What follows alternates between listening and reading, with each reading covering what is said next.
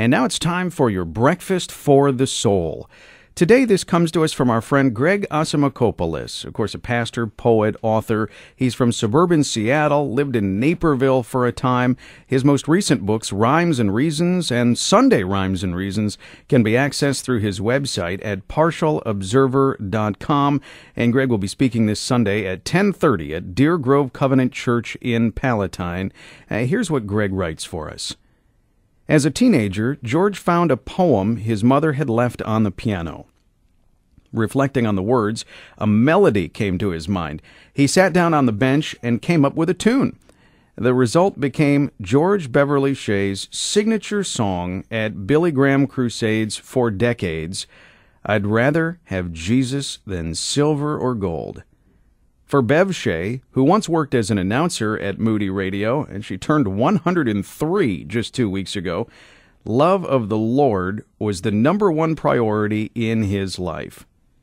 As the lyrics suggest, he'd rather have Jesus than anything the world affords today. Isn't that the way it's supposed to be?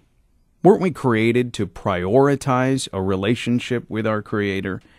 In Matthew 22:37, Jesus says, "You shall love the Lord your God with all your heart, soul, mind, and strength." When our lives are in tune, the melody of our motives is recognizable. We'd rather have Him than anything else. That's called love. This Valentine's week, we're going to be considering the 5 key loves of a person's life. And the first one is the most obvious: to love the Lord our God with all our hearts. Not a chocolate heart, or a paper heart, or a $5 Hallmark heart.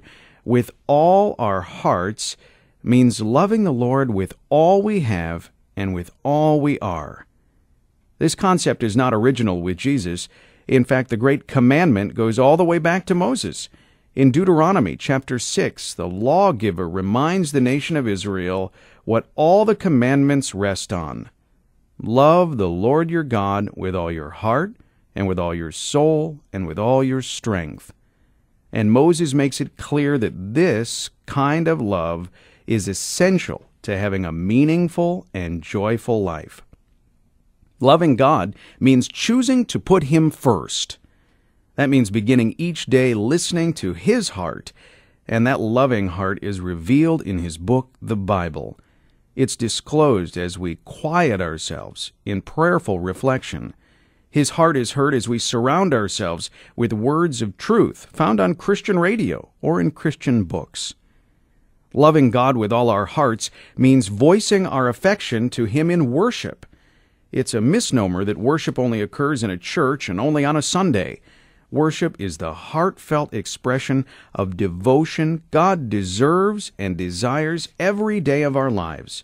You don't have to be George Beverly Shea to sing out your praise in the shower, in the car, in the laundry room, or at your desk during lunch, with your office door closed, though.